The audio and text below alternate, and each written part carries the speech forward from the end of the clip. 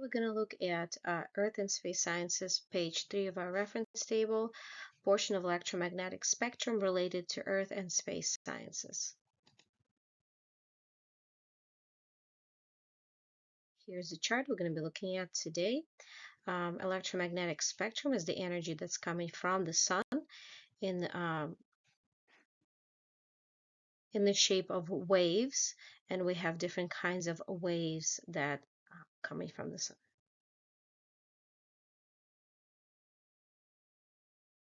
First, let's look at the key. We have length of the wave that we measure in nanometers. Nanometers are very, very, very small numbers. So here is the conversion from scientific notation to the regular number. And then we measure frequency, how fast the waves are coming, how frequent they're coming in this unit called hertz.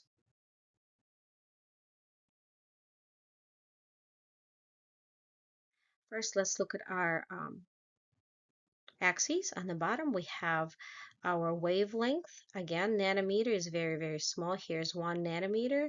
And then we have at the other side of the scale, we have 10 to the 9th, which is 1 meter.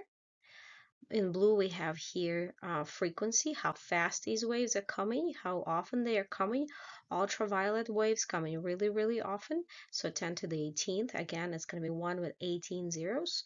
And then on the right side, we're going to have 10 to the 6th. So less frequent waves, but still pretty quick. In purple here, we have increasing energy, how much energy this wave carries. So as we see the pattern as we go towards ultraviolet, it has a lot of energy versus if we go towards the microwaves, they don't have as much, these waves don't have as much energy. And then on the bottom we have a wavelength, how long these waves are. Again, on the right side are longer waves like microwaves. On the left side we have a shorter waves like ultraviolet waves. By looking at our left side of the chart, which has ultraviolet waves, the wavelength is 1 nanometer, really, really small waves. We have frequency, how fast they're coming, how often they're coming. Very, very frequent waves. They carry a lot of energy because they're coming very frequent, and they have a very, very small wavelength. So they come in really, really, really fast. Visible spectrum, those are the colors we can see with human eye, right? We have violet, blue, green, yellow, and orange. On the top, we have wave length, the sizes of these waves. So in 10, for example, 7 times 10 to the second, it's going to be 7 times 100, so 700 nanometers, very small waves still. And then we have a frequency of these waves in the bottom that we can look at. The frequency of visible light is between 7.7 times to the 10 to the 14th and 4.3 times 10 to the 14th. So red side tend to be a longer wavelength, and then violet and blue side tend to be a shorter wavelength. On the right side of the spectrum, we have our infrared and our microwaves. As we see that this side of the chart decreasing in energy, and then we have increasing the wavelength. So frequency of the waves is decreasing. So here it is in hertz, right? We're going from 10 to the 12th, 10 to the 10th, 10 to the 8th. And then the wavelength will be increasing. So they're getting bigger and bigger, 10 to the 3rd, 10 to the 6th, and 10 to the 9th, which is about 1 meter length of that wave.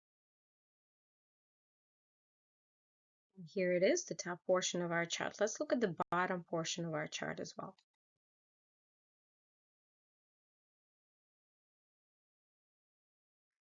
Here we have on page 3 also emission spectra of some elements from stars.